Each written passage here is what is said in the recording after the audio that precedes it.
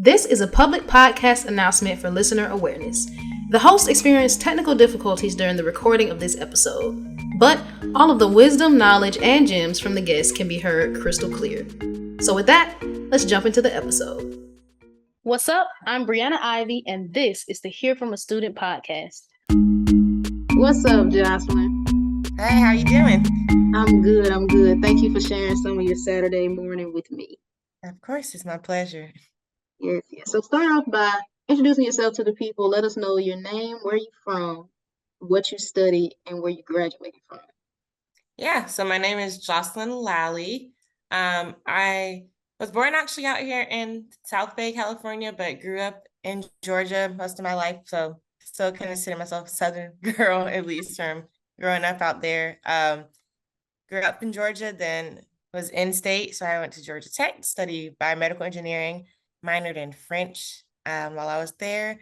And that was a great time. And then graduated in May, moved back out here to California, North Bay this time. So it's been a kind of a full circle moment for the life, but it's been a fun ride. Yeah, that's cool. Do you still have, is there a lot of family out there in California? You know, my mom moved out there. There wasn't any family out here to begin with. Oh, So it is, I have one cousin out here that moved back out here on my dad's side, but he's the only one out here. So everyone else is just like, I guess, friends from college or things like that. There's some coworkers that my mom had when she was out here that still live out here. So got family friends, I guess. Okay, that's cool. At least you got somebody out there with Right. you. That's cool.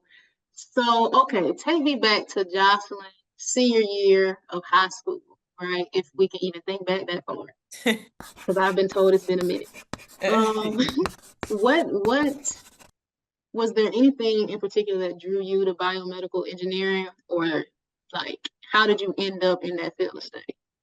Yeah, so it's funny you say that because I just did a panel at a high school that asked basically the same question. So like I mentioned, I was actually born out here in South Bay, California, because my mom, she was sort of in this field, like she did chemistry in her undergrad, and then she worked kind of in combination products, more on the like drug side of it and not so much the medical device. But I mean, even when we moved back to the South in Georgia, she still worked in that area, in that space. And like sometimes I would go to work with her. And she'd be in the lab, or she'd be like, I'm about to go in the lab. You sit here, do your things. I used to skate in the warehouse sometimes. So I think I just was like used to kind of being exposed to that. And yeah, I mean, it was kind of starting from there growing up. And I'd say even my high school wasn't necessarily a STEM kind of focused high school. So all the high schools in my county had some kind of magnet program by the point I was in high school. So there was actually another high school that I didn't go to that was kind of the STEM school. Yeah. My high school, I did the IB program, which is International Baccalaureate Program. For those who don't know. And so I did that, and we didn't have a big STEM focus, but like I did like 2 years of biology. And I think doing 2 years of biology really made me like realize, okay, I actually enjoy this because I did it for 2 years. I didn't hate it. So that kind of also reinforced it. And I would talk about the things I was doing in class with my mom, and she'd be like, yeah, like it was easy to talk to her about those things because I knew she was aware and like understood. Yeah. And I think that kind of started it.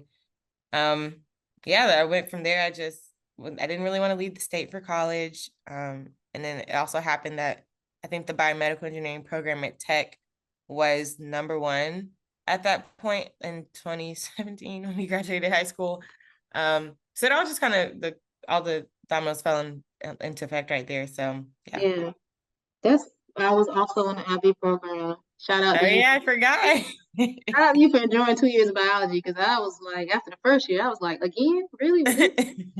But I also think it's cool that, you kind of had your mom to like guide you in a way, kind of like, help you figure out what it is you want to do. Because I was just out here free falling. It was like somebody kicked me out the plane, and it was like, all right, so figure it out. But yeah, and now I'm even thinking about it, like even through elementary school and through middle school too, like I did a science fair project every year, and there were certain years it was required, but like it was no different to me because in my brain it was required for me to do it because Yeah. I was going to do it because my mom was like, all right, it's science fair time, let's go. Like, so yeah, it was just normal for me at that point. Yeah. Oh, that's so nice. After it was done being required, I was like, enough of that. Can't do that anymore. So once you got to tech, did you have like any favorite classes once you started getting into like your biomedical courses? Yes, okay. I had my first, I think, class that I really enjoyed outside of like the core engineering classes that we did. We had a physiology class. No, it was called systems physiology, and then we had a cell physiology class as well. But I Mm-hmm. took systems physiology first, so it's more about like cardiovascular system, Mm-hmm. renal, yeah, things like that on a more grand scale. I liked that class a lot. I liked my professor for that class. And it wasn't even that it was necessarily easy, but I just enjoyed the topic. Yeah. So that one was like the first class I really liked. And then I'd say close second was this class I took my second to last semester. It was a special topics class, and my professor, he's a ED doctor. So he was actually a doctor for the emergency department at Grady Oh in wow. Atlanta. And so his special topics class was like, he would accept 20 kids or so into the class, and we would get to go shadow in the emergency departments at Grady and the two Emory hospitals. Wow. And that one was fun because it was like real life, like, you were shadowing every day or whatever day. We did it twice a week for 4 hour shifts. And it was just like, it was always something different. There was always something to talk about in class. Like, what did y'all see this week? Yeah. Things like that. And so, but I think it was cool because it gave like context to my systems physiology class. So we would say like, oh, this patient had XYZ going on. And he's like, okay, so let's talk about like how that affect why they decided to do the things they did, and it Yeah. would lead into like the systems. So yeah, I think those two went hand in hand, even though I took them at very different times. One was Yeah. pre-pandemic, one was like, I don't want to say post-pandemic, but it was like we're getting out of it kind of thing, Yeah. pandemic. So yeah, those are my favorite classes. I think those are like the ones where I was like, okay, I know I'm like in the right major, like I actually like this. Yeah. I always love the classes where it's like you can put applicable like understanding to the theories because I feel like a lot of Mm-hmm. the stuff we learn in the beginning of like our engineering courses is all theory. And then you Right. actually get to Yeah. go and like in my case build something or in your case like see doctors perform whatever, operation or do whatever thing. It's like, oh, this is why they made me sit through how many courses of biology or how many courses of circuit. Mm-hmm. Because those classes where everything finally clicks, it's like, oh my gosh, all the suffering was not for naught. Right. Right. What about least? Do you have any least favorite topics or courses? Oh yeah. Let me think. I think my least favorite, oh God, my least favorite class I took was, we did this class, and I think it was because it was confusing. This was my last semester, so then I was also like ready to get out of there. I was Right. already like part-time last semester. It was like a systems modeling class. Mm, Um, I think part of the reason it was my least favorite was because the like system we used to do the modeling wasn't like used at all outside of that class, literally. Like yeah. nobody in industry used it. So I was like, okay, what's the point? Like Yeah. again, it's not applicable outside of this classroom setting. But now like I took the class, and then like I think a few months into my like now job, I was like, oh my God, this is what they were trying to teach us in that class. Yeah. But the way they were doing it, I just think the approach was wonky for me, or at least it didn't click for me. But now I'm like, this makes a lot of sense in Yeah. terms of what it actually meant in practice. But Yeah. yeah. I feel that a lot of oh yeah, a lot of those like granular level circuits classes where it's like for me, I like circuit board level stuff. Like I don't Hmm. really care about what's happening on the inside of the IC chip. So those Right. classes used to be the worst for me, but it's like if you do understand it, then when things start to go wrong, you have like a better understanding of what could be happening or why things are happening. So I get it in like theory, but when I was sitting in the classes, I was like, Jesus me, this has to end quickly. Yeah. What do you think was the most challenging thing about studying biomed? Hmm. Either academically or like just in general. I think one of the most challenging ones was, I don't even think it's necessarily specific to biomed, but it's like, for example, I mentioned like this cell physiology class. Mhm. I took that my last year, and like you have to just be able to, I know they say like memorization is the lowest form of like actually learning, Yeah. but it could be hard. Like when we're learning certain reactions during that class, it'd be like, okay, and now this protein does this and this causes this to happen. And then once this happens, it causes five things to happen. And any one of these five things can happen depending on like six, like there were just endless amounts of ways things could go. And I was like, I don't know how to take this all in. Or, And remember, like this cell does this or this and this, and kind of like again, like having trying to remember like the like grand scheme picture of it, like how is this actually like affecting someone. yeah. That was probably really hard, and just memorizing those kind of things. And it wasn't that it wasn't interesting to me, but it was just like having the time to memorize that kind of Yeah. granularity of things is hard. On top of, at least at Georgia Tech, a lot of our, like we had a mixture of classes that were group work and then like classes that were Yeah. kind of individual things. So like the cell physiology class was pretty individual. Like you could study that on your own and come out with A if you do it right. But there were other classes like we had like, you know how we have capstone, but we had like Yeah. many other levels of classes that kind of operated on that level of group work, but Hmm. didn't ask for the same deliverables as like a capstone project. So it's like you have to find that balance of when am I going to do my intense individual studying for cell physiology, but make sure my group is meeting these deadlines for this. That was kind of a hard balance. And it really took like, for me, I picked a lot of people's brains on like that had already taken these classes. I'm like, okay, Hmm.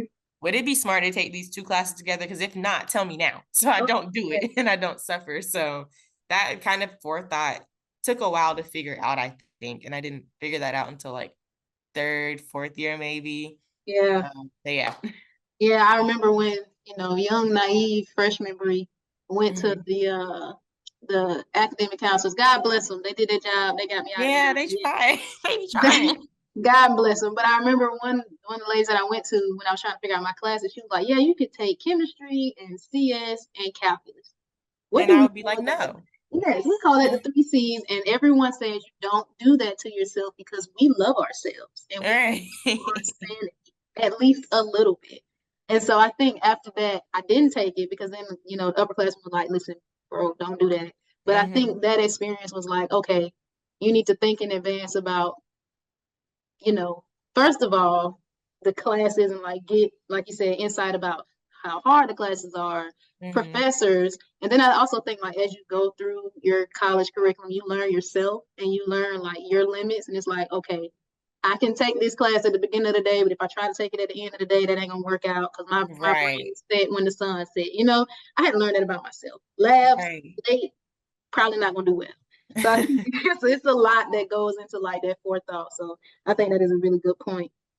And you also mentioned balance. And I have to ask you this because I feel like every time I saw you, like we would speak, but I feel like you were in the process of going to be in charge of something. I feel like you were always running some meetings, some org, some like Yeah. event.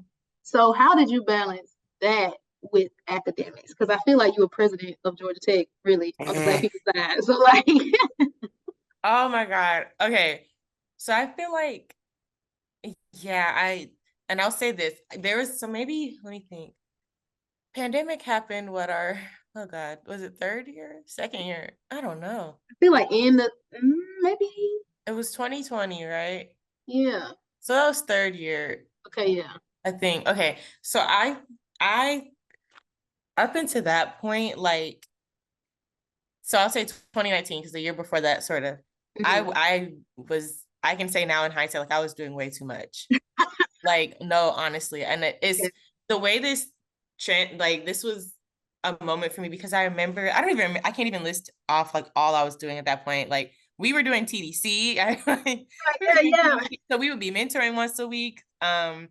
I was doing like GTSBE stuff, so NSB stuff. I think I was on I was on the e-board at that point, as Mm-hmm. an LDR chair.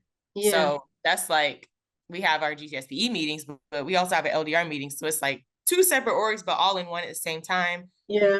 I was doing stuff for my sorority, like, and people would say to me kind of the same thing you say. It's like, man, like you're doing a lot, Josslyn. Like you like rocking it out, things like that. And I was like, that's nice. And then it became like, you do so well at this. Can you do this too? And I Oh, think there was a yes. point where I was like, I didn't know how to say no at that point. Mhm. Like I was like, yeah, I mean, people need / want me to help. Like, yeah, I'm gonna do what I can.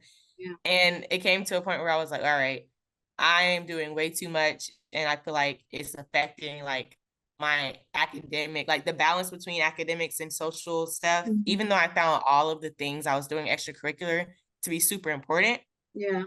I was like, I'm here for school at the end of the day. Like Mhm. that's just how it is. I'm paying for that. Right. So it was like that, I could feel that slipping, and I was like trying to like back out of things and I didn't feel like I could. Yeah.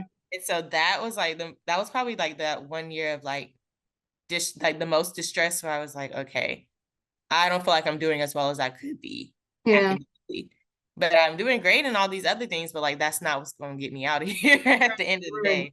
And so I had to like, I don't know. I think honestly, I don't even know if I would have like reset well enough if like we weren't all forced to go home for COVID. Mm. Honestly, like I don't really know how that would have happened otherwise, if that makes sense. Like Yeah. there were things, and like we had like our edge mentor. So like Milan was my edge mentor. Mhm. It's okay, well, that was freshman year, but I Yeah. continued to use her as an edge mentor till I graduated. So As you should have. As you should have. like, and I think that was one of the things I talked with her and like another friend Caitlin about, and they were like, you need to cut something out. Like I remember Caitlin sitting me down and being like, I need you to write everything down you're doing, and you need to Yeah. tell me now what you're not going to do next year because Yeah. you're doing too much. And I was like, I don't know, Caitlin, I don't know. And she was like, yeah, you got to do it. I don't care. You got to figure it out. Yeah. And so like I think that was like that forethought from like a upperclassman perspective really helped too. Yeah. And so I remember like after like a year or so later, I was like, okay, I'm like doing as much. Caitlin, can you see it? She's like, yeah, I'm glad. I'm happy for you because you look like you can like do the things you are doing to the fullest extent now, and like it's not straining you. Right. Um, but yeah, I think those last 2 years, even though it was like kind of coming back from COVID wonky, like those were the things that like meant the most to me, Mm-hmm. and I felt like would carry me even outside of like college. So like Nesby was one of those things. Like I did Mm-hmm. not drop Nesby. And Right. now like Nesby, you could still do Nesby professional stuff. So like that was something I'm like, okay, I want to keep this up because this goes beyond Georgia Tech, you Right. know?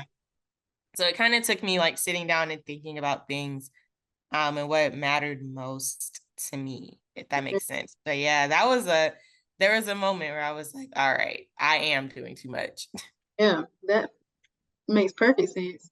And it also shows the importance of balance and also mentorship because sometimes you're Hmm. flailing so much in the water that you just need somebody to hold you up and say, all right, if you stop Right. flapping so much and do it correctly, you can swim much, much farther. And so Right. Yeah. That was Caitlin. She was like, no, like she was like, you have to cut something out. Like you don't have an option right now because you're yeah, suffering. And I was like, okay.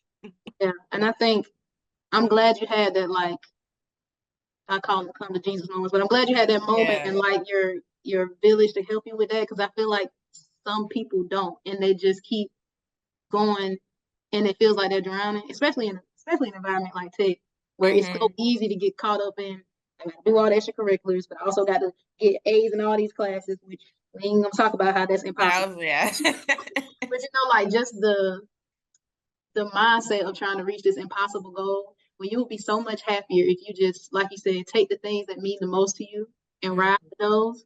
So I'm glad you're able to have that moment so you can enjoy your last, or I hope hopefully have enjoyed your last couple of semesters at Tech. Oh yeah, I definitely did. So Yeah. that was a good, like you said, come to Jesus moment for me, and it Yeah. was very necessary. Yes, yes.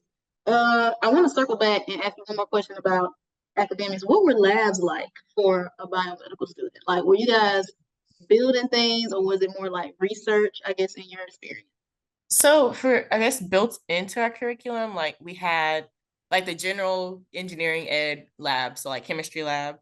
We did that. We had some ECE labs that I didn't like too much, but we I had to do remember them. seeing you in the hive. So, Yeah. Yeah, those they wouldn't my jam as much, but we did have to do them. But as far as like biomedical engineering, we did have like a cell culture kind of lab thing, mm, where we had to like we learned just different cell lines, and then we had like it was a group class kind of thing where we had to like design our own experiment, yeah, do stats on it. So that one was a cool lab. It was actually like a really chill class, even though it was a lab. Like it yeah, wasn't super hard. And my TA for that was awesome. Like he was so helpful. So yeah. that was a fun lab. I also did part of my electives I did was research. So I Mm, personally did lab research for he was actually an ME professor, but it was a kind of a ME biomechanics kind of lab where we were yeah, doing we were making nanoparticles and then trying to like conjugate them with certain compounds in order to make cells do certain things, basically.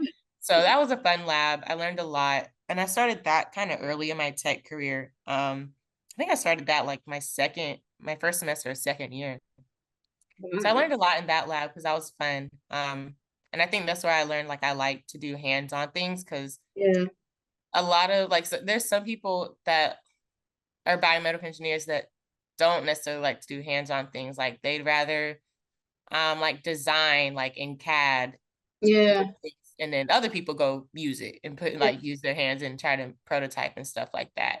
But no, I liked being in that lab space. So that was really fun. I also did another lab that was again back to the application thing. It was a global healthcare lab mm, by one of the professors in the BME department, and he worked on trying to develop like a point of care device for preeclampsia. And they actually, prior to the pandemic, like they would go to Ethiopia and like work with doctors there and come back and like try to just iterate over like the device to make sure like it was actually going to be able to be used out there. So it mm, was nice because you got to learn like the lab stuff, but like learn the kind of public health issue that mm, went along with it. And like in Ethiopia, like they don't have the same infrastructure we have. People are always like, why don't we just send things to like these countries that need it? yeah, Well, we can send it, but like is it just going to sit there and collect dust? Like right, maybe the right, first step is like they need the infrastructure and just like support to be able to use the things that we keep claiming we need to send. You know, so right. it was nice to have that kind of like perspective on things. So those are really fun labs. Again, that gave application to like the things we are learning on that granular level in some of those classes. You're like, what am I doing this for? Yeah, Those labs are really helpful. yeah. I remember when we in my senior design class we built like a baby incubator for a doctor Mm, in Ghana, and initially our question was like, well, why don't they already have X, Y, Z? And the doctor was explaining like it's not that. First of all, they're expensive, okay, and they don't have right. the type of budget that American medical infrastructure has, things like that. Mm, And then he was explaining like when things break, it's so expensive to have either a replacement or someone to fix it. And people are not just going to explain to us how to fix it because all the intellectual property, whatever, whatever, whatever. mm-hmm. So things just break and then they sit forever. And like you said, collect dust. So it's a lot more that goes on than just send people the stuff. So that was something Right. interesting to learn just about, outside of our culture, because everything is from our perspective, but learning about other people's cultures and how things work in different parts of the world was Yeah. an interesting thing. Yeah. And I love those labs or like at least like those capstone things. Was yours an interdisciplinary team? Yes, it was like 12 Yeah. of us. Oh wow. Okay. 12 of us really, really, it was insane. It was like a couple of double E's, MEs, Uh-huh. compies. Yeah. Yeah, but I love those kind of things because it's like you get to see how EEs can fit into different fields. Mhm. Like a lot of people even at my job now, like they are not BME by trade, they're mechanical engineers by trade, but Yeah. we work on devices. So like, yeah, like it makes sense. And me, I'm I just catch on like a little slower than them because I didn't do like a ME intense thing. Yeah. But like when it comes to like understanding like patient care and stuff, like that's where the BMEs kind of have maybe some more background. So those are the nice moments when you see like how your skills are transferable across like different problems within like life or like where like companies are working on. So Yeah. yeah. It was also fun to see like what people pay attention to who are Mm, like in different majors. Like, of course, EEs, we pay attention to like power and circuit design, whatever. But the MEs were like, okay, structurally, how does the heat move in this structure? Is it right. sound? If you open the door too fast, does it fly off the hinges? And I was like, that's Mm-hmm. crazy that you would think about that, because I think about what happens if all the power shuts off. So Right. Yeah. that was fun to see, like, oh, you pay attention to this, but I pay attention to this, and then how they work together. Mm-hmm. What was you mentioned kind of like a couple of different things that you've done, but what was like your favorite, I guess, subtopic within biomedical? Did you have one? Something that you was like, this is really my thing. Like, I really like this. I think so. At the same time I was taking that class where I was shadowing in the emergency department, Mm-hmm. I was also taking a ISYE class. It was Ooh, also a special topics class, but it was about public health. okay. And it was really, first of all, that class was cool because there were people from several majors in that class. They weren't just IEs. Yeah. There was a couple BMEs. There was some there were some people from the international affairs Mm-hmm. school. So like it was nice to have everyone's perspective. Again, like that, people think of different things and you come together and you like think of things more holistically. But Right. that class was really fun to take in conjunction with that clinical like observation class because I got to like apply some of the things we were seeing. So like for instance, even so right now in Atlanta, they are losing a hospital very Oh, soon. yes. The WellStar, the Atlanta Medical Center. Like Mm-hmm. I can imagine right now if they're teaching that class, they might have talked about this because there's a big public health like issue that comes with that. Right. Like Atlanta is very dense in population, and I know from experience during my observation class that the emergency department at Grady gets crazy. Yeah. Like they get full and they're not able to continue triaging patients, and people sit in that waiting room for literally hours and hours and hours. Like it's really sad sometimes, and you're like, they're like, we just can't take you in because we don't have anywhere to put these other people. Right. Um, so like having that ability to like make the connection between those classes at that point was really nice because now I'm able to think like, yeah, it's probably going to get worse for Grady now that they don't have this other hospital. Like they're just going to have to all come to Grady or like Emory Midtown is like the next closest one. Yeah. So that like that experience of taking those two classes together was really, really impactful. Not just like as a person, like being aware of what's Yeah. going on, like where you're living, like that matters too. Just being like kind of a good aware citizen. Yeah. Yeah. Did you have any misconceptions about what biomedical engineering was that got cleared up, like as you started going through your courses, or even like now as an employee? Um, I think the biggest one I wasn't expecting was like we took statics and biomechanics, Yeah. and that yeah, I just don't think I expected it. It wasn't, I'll say it wasn't the worst class I took, like because yeah, I didn't answer as that being the worst class I took, but like it was just the one I wasn't expecting as much. I'm like, okay.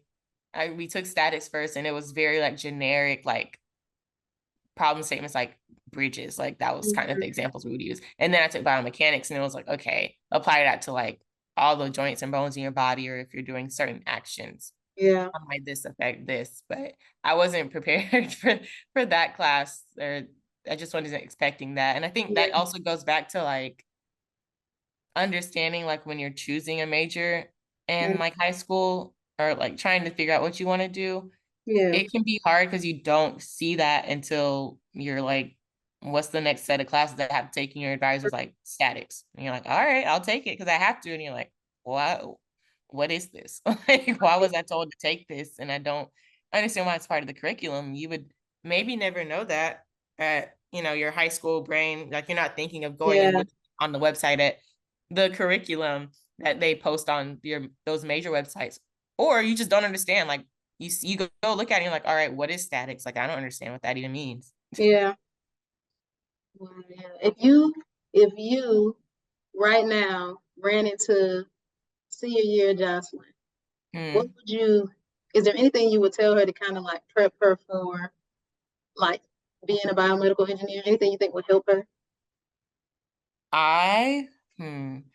I would spend more time in the BME workshop and the innovation studio, or the whichever one is in the basement of the ME building. Oh, okay, yeah, I would eventually. spend more time in there because Okay, I didn't really touch a lot of machinery until capstone. And at that point, I'm like, okay, again, I'm 3 weeks off from graduating. I'm not even trying to be here. Like I'm just yeah, trying to get this one thing done for my project. Whereas I would like to like absorb the information about certain things because now I am in the lab a lot and I'm like, oh, I haven't used a Keyence or Instron before. Like, yeah, but I'm like, dang, I know we had one on campus and I could have learned probably. yeah. And what about Josslyn senior year of high school? Hmm.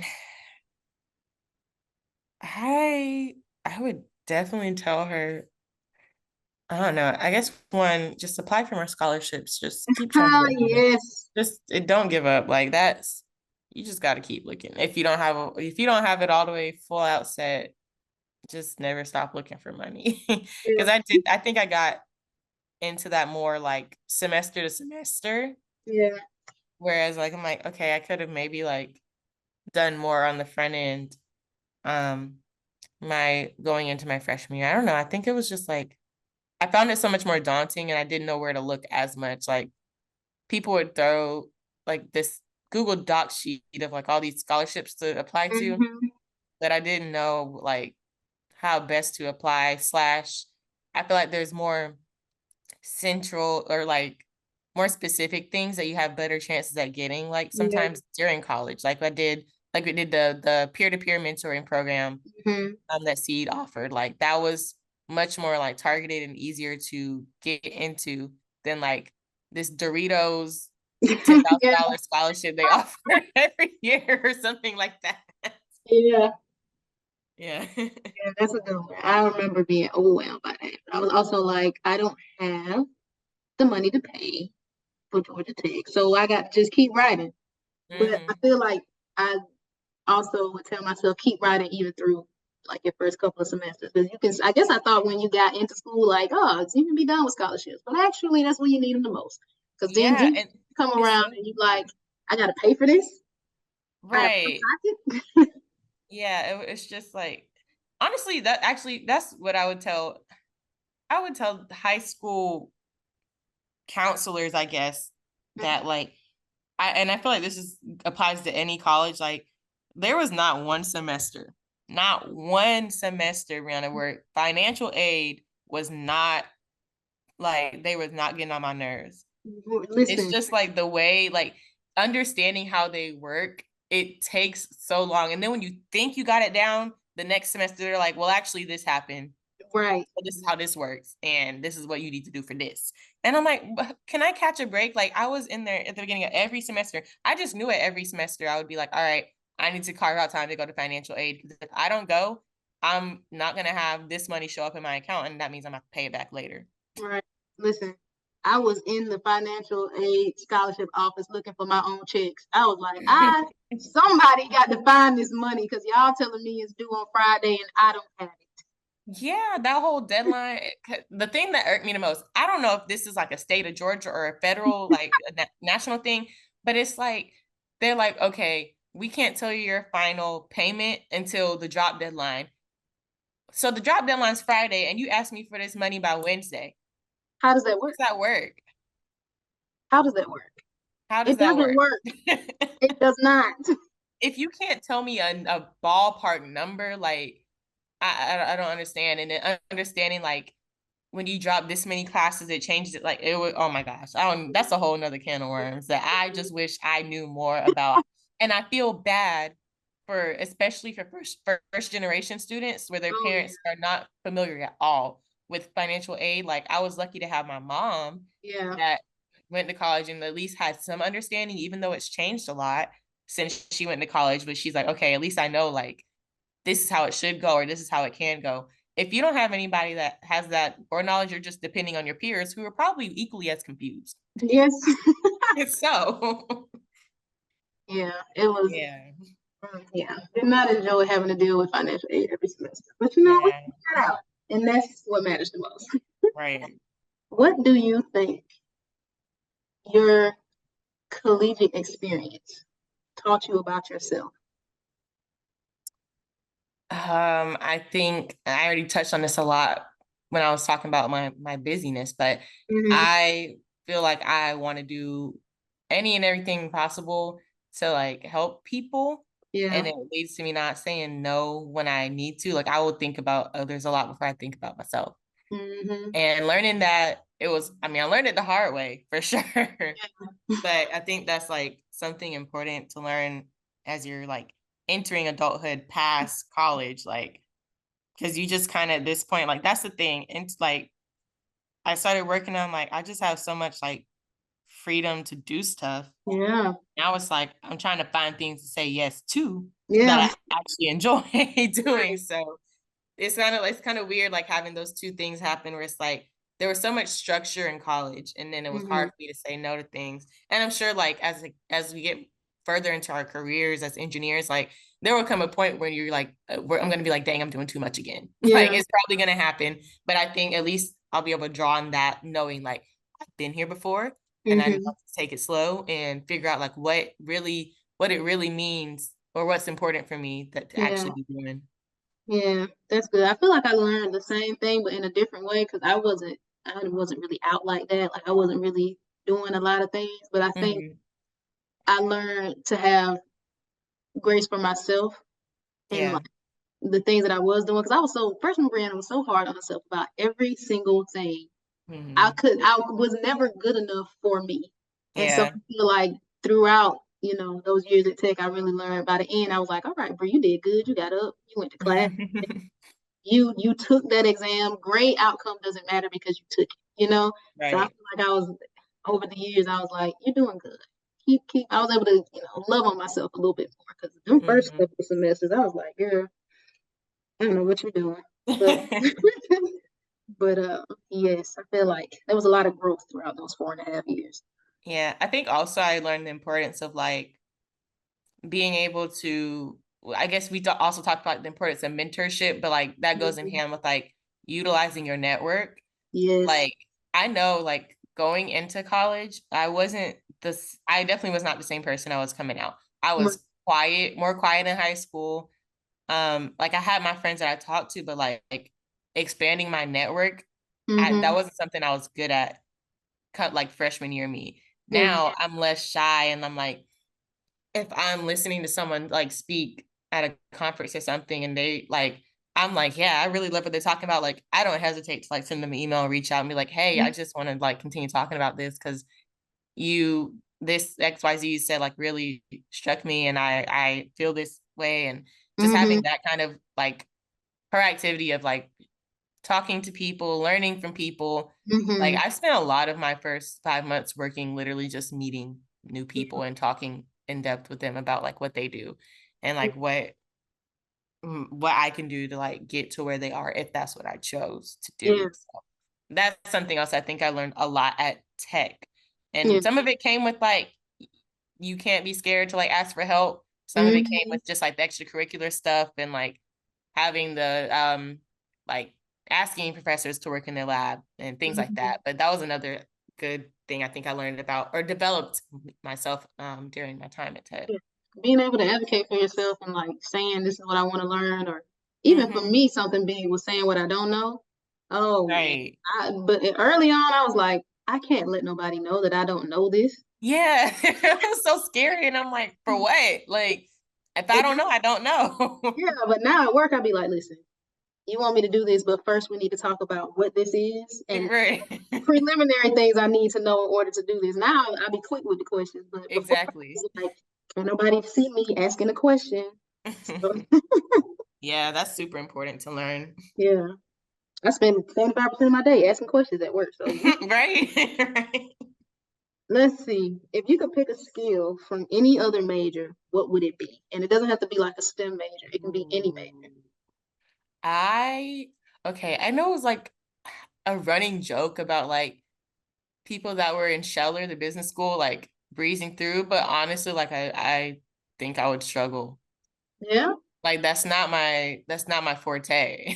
Business kind of business things. The closest I got to like that is when we did some like market analysis. We did some market analysis in like capstone. We did a little bit, and then I also took another special topics class where we focused on like FDA regulations. Yeah. And we kind of got into understanding more about like why would somebody like get approved for this or not get approved for it. Kind of depends on who's first to market, kind of thing. Yeah. Da, da, da, da. So that's like my extent of business knowledge, and it's very obviously centered around like the medical device field. Mm-hmm. And that's a different role because like things take years and years and years and years to actually make it to like consumer level Right. products or like to like commercial devices that are actually used. I think there's other things like more short term kind of things. They're just Mm-hmm. skills that maybe they learn in Scheller and the business school. I don't know. I literally don't know. I could be Yeah. completely wrong, but that's something I would love to like be able to do like more analysis of like finances and stuff like that because it's applicable in our in Yeah. like if I were ever to like say I want to go to like the more business side of like my company, like those Mm-hmm. kind of skills would really be helpful. Yeah. That's a good pick. I've never even thought about that. That's really good. Shout out to the business students because Yeah. the running joke about them breezing through. I feel like everything is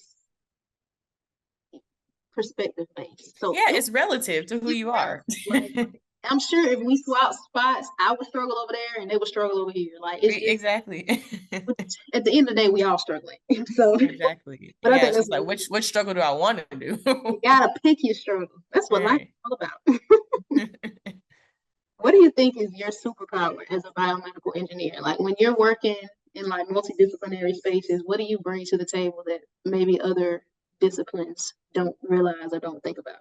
I think for us and especially my company, like there's a big emphasis on like the the patient and I guess in like Mm-hmm. more like layman's terms, just like more a wider scope, like at the core of everything we do, like we actually care about like the well-being of people. Like the Mm-hmm. way we make money is making sure that we can help people live a good life. Right. And so like that is like literally the core of what we do. Whereas maybe like, I don't know, the first thing that came to mind is Twitter. And we don't even got to get into what's going on with Twitter right now. But like for Twitter, it's just like, it's honestly like not a necessary part of society per se. You could say like with the state we're in now, like it's just social media is like a part of our society. But there was a point where there was no Right. social media. There was never a point where people were not like unwell or sick. Yeah. And so like we've just evolved more and more as that kind of like getting better at doing that. Whereas social media, I don't know how social media started. It just did. I guess Facebook, I don't know. Just pop. But like, yeah, like what we do is like really important to life, just like life happening. Cause if Mhm. like if all kind of medical device and like innovation stuff stopped, like we would be in a very bad situation. I mean, we saw that with COVID, honestly. Yeah. If like vaccinations or like ventilator machines, all that infrastructure didn't exist, who knows if we would actually be here right now, to be Right. honest. So that's what I like about my job. It's like it's so easy to remember like we're doing this for literally like for people to live good, happy, healthy lives. Whereas I mean like not to say like the other companies aren't important, but like their Mm-hmm. perspective on what they're doing for society is different and maybe not like the most essential for us Yeah. to exist. Yeah. That's a good point. I feel like that's a reason why I wanted to even be in electrical work in like the medical technology industry because Mhm. it's always been important to me to find out how I can give back. And that doesn't always have to look a certain way. So me using my, skills, gifts, and talents as an engineer to work on devices that help people improve their like Mhm. quality of living was important to me. But I think something that like in my projects and stuff that biomedical engineers taught me was like how to think about the patient. Because really as Right. an electrical engineer, most times we don't think about the person using the device that we build, because technically our end product is not a user in that way. Like our end product is like another entity. So like that is something I like about working in the medical technology industry, is like I want to help people. And I keep it in the back of my mind. And it kind of like, helps me get up in the morning because it's like this has a real impact on real people in real life. Yeah, I agree. If you worked for Webster's Dictionary and they came to you, they said, Josslyn, we need you to write the definition of what you think a biomedical engineer is based on your experience. What would you write? Let's see. A biomedical engineer is a person who is forward thinking and solving problems related to the health and well-being of people. And I definitely add is like, how they have the like 1 and then the 2, and sometimes they get more specific with their definitions. I guess the bullet point I would put under that is a lot of innovation. Yeah. Because that's like super important. Like I just said, like there's never been a point in life in general like there hasn't been health issues or people sick. Yeah. Like so for instance, like for my company, for Medtronic, we have Earl Bakken. Like he's the founder. His whole story is like he made like the first battery operated like pacemaker. And so like that's important because before that, people were literally wires. So if they had to go somewhere, they had to take all these wires with them, these long extension cords, things like that. Yeah. Battery operated like gives them some more of their life and mobility back. So like that innovation is important. And now like pacemakers are like smaller and like can do the different things. So like that evolution of things is important, and it's all dependent on like innovation. Yeah, that's good. I would pay you for that definition. You can get the check signed by me. If you, as a biomedical engineer, could take all of your knowledge and you could replace any fictional character inside of their universe, who would you pick and why? It doesn't have to be like a STEM person. It could be anybody, but you just get to take all of your biomedical engineering knowledge into a fictional story, into any universe you want to.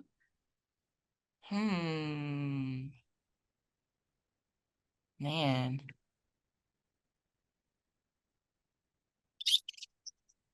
That's a tough one. I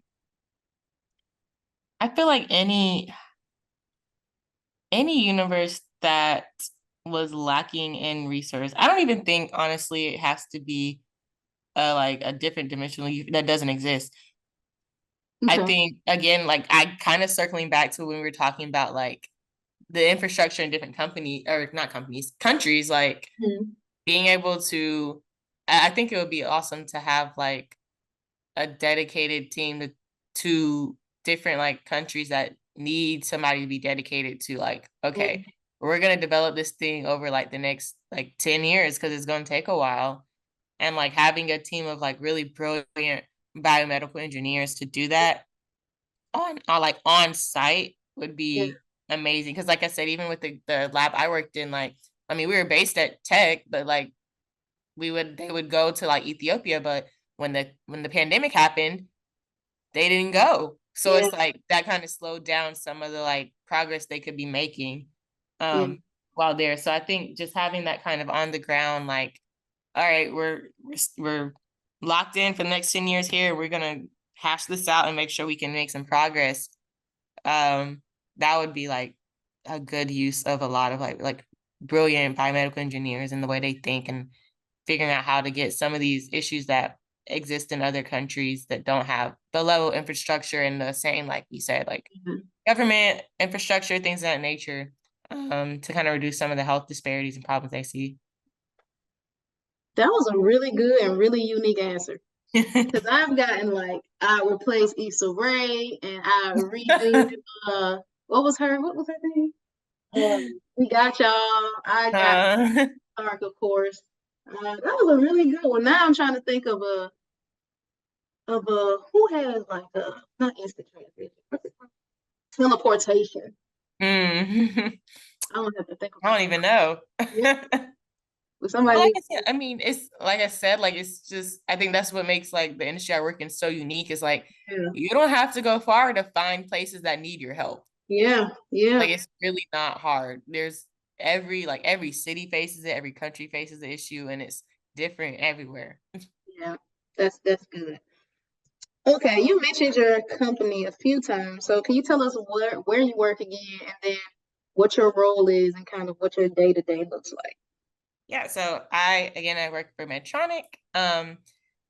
I am an R&D engineer, one, so entry level, but I mean, it doesn't mean it's entry level, but I learn a lot and do a lot of like of the work with the Eng 2s and the senior engineers and distinguished engineers. Like we all work as a kind of a melting pot team. Um, so I mean, my typical day is really, I spend a lot of time either like analyzing, kind of investigating things, or in the lab testing. That's a lot of what I do. So it's really nice because the team I work on, like we're in a really new space. So I work on like transcatheter therapies. So you know, if you, I think one of the heart, kind of the heart is something that most people I think are kind of familiar with, but like if your heart has issues or there's certain things where it's like, okay, you need to go into surgery, like Yeah. now it's like open heart surgery, which is really hard on a Mm-hmm. patient. Like you're going under, you're getting your chest cracked open. And so if you can just imagine trying to like heal and recover from that, it's Yeah. pretty difficult. So our whole program is really focused on like implementing new therapies that they don't have to do like open heart surgery for things. And for Mm-hmm. people, like I specifically work on a team that's like working on people that have issues with their mitral valve. So figuring Mm-hmm. out how we can like better administer like a valve that replaces the one that maybe like right now their valve is failing. Their native valve is failing, so they need a new one. So Yeah. implanting those is like that's our whole kind of outlook on our program. So we do a lot of like, again, thinking about the patient, like what things that could impact the patient if we change certain designs or things like that. So we spend a lot of time doing that as a team. And it gets really granular, of course, because like again, it's like we're building something, so that's kind of that ME thing, but like we always circle back to like the grand scheme of things, like how is this impacting the patient. And then again, we have to think about like the user, so the surgeons and the physicians that are using it, Mm-hmm. like what's going to make this the easiest for them to make sure they can administer this therapy and the patient come out of it successful, and like it's not as hard for them to recover as if they had to have like open heart surgery or things like that. So it's a really cool space. It's really new and interesting, but it's exciting to see. And it's something that, like, again, like I mentioned, like things take years to come to fruition in like this industry. So it's like you're in it for the long haul kind of thing. Yeah. Okay. I don't know if you can. I don't know how much of this you can talk about, but like, question for me personally, if you, so like, you guys are building something, does it go inside the patient? So I work specifically on the delivery system. Oh, So okay. there's like a whole nother team that works on like the implant, Okay. the Okay. actual implant, but we still have like I still like have like fair enough knowledge about the implant as well, because at the end of the day, the implant goes in the delivery system. But yeah, I work on the delivery system for this kind of therapy. Oh, okay. Wow. That's really cool. Yeah, it's really cool. And it's like it's fun because we see like um conferences and they talk about like results from like clinical trials and things. So you get to see Mhm. like from what we've done so far, like how is it going, or is it like promising for industry? So it's really fun to see like kind of the patient outcomes for it. Yeah. Wow. That's really cool. Do you use all the skills that you thought you would use, like coming out of tech? Um, yeah, I mean, yeah, like I think I do. Honestly, I use stats. I Oh, use stats a lot. All my kind of lab experience, like even though I worked in like a wet lab, like mhm. just lab etiquette in general is transferable. Yeah. Because we don't do like anything cell culture kind of related, but Yeah. again, like lab etiquette. Um, is transferable. Again, I think I said this already, but like I wish I had more experience like with different just equipment and machines, but I learned on the job, which is totally fine. Again, like I ask a question when I don't know what I'm supposed to be doing or how I'm supposed to do something. So yeah, I think a lot of things, like I mentioned, there was a lot of classes that we did group work, or like it was the whole semester, it was group based kind of outcome. Like Yeah. that's super important for at least I'll say for my team or in at my company, at my team, like that didn't change from like how the classes work. Like we work as a team and discuss as a team a lot. So yeah, Oh, it's really nice to see all of that like actually be like, oh, my education like was transferable. I didn't pay for this, and I utilized all my skills I paid for. yeah. Okay. So basically, I'm wrapping my head around this. You help develop like the mechanical structure or like mechanical what's the word I want to use? I'll just keep structure that the doctors use to help them do whatever operation. Is that right? Essentially, yes. Yeah. Okay. Because it is a delivery system. So it's a physical like product that they Yeah. use to deliver the implant to the patient. So a lot of, yeah, like mechanical kind of thoughts or like thinking about how this one component affects the whole system. Like there's a lot of that going on. Oh yeah, that's really cool. Okay, I feel like I've held you long enough. This is the last round of questions. This is what I like to call the lightning round pop quiz. Okay. Okay. I'm gonna give you this or that statements, and you just respond with whatever resonates the most in your spirit. Okay. Okay.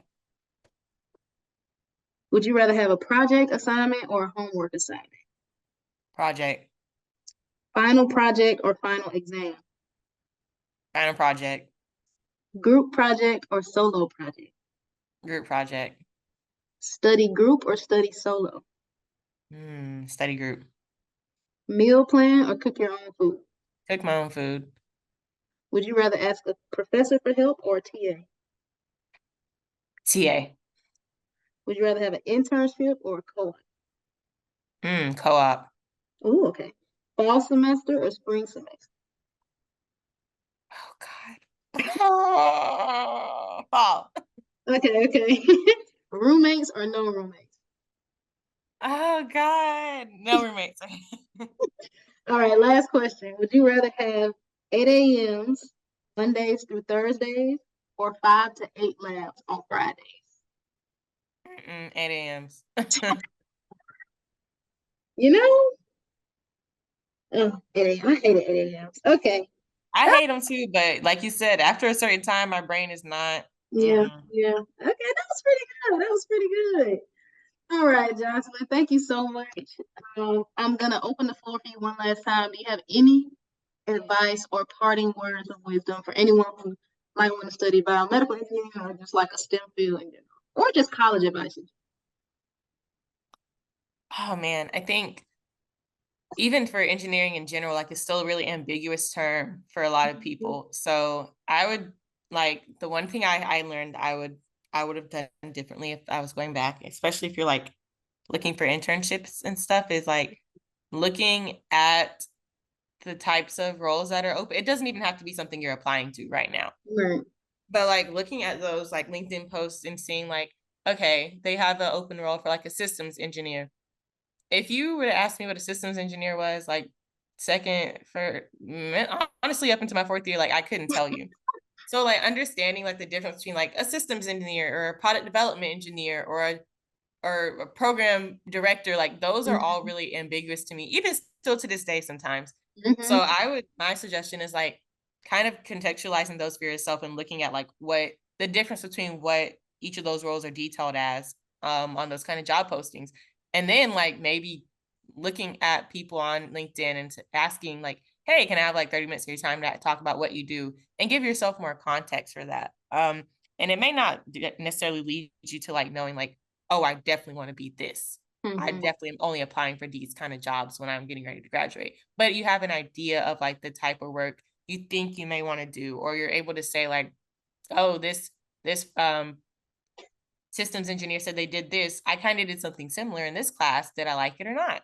Why or why not? And you can kind of like think ahead and find maybe your niche more, and that can help you choose classes like I mentioned, I took special topics classes. I was able to like realize, oh, I really like this topic.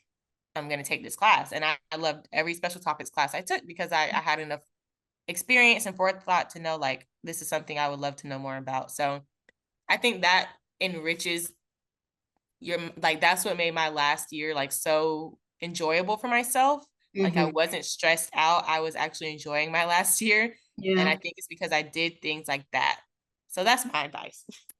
That's really good. And I wish someone would have told me that. But I guess it still applies now, you know. Yeah. Like advance, and it's all about just gathering information. And I think that is fantastic advice. So thank you so much for sharing that with me also as well.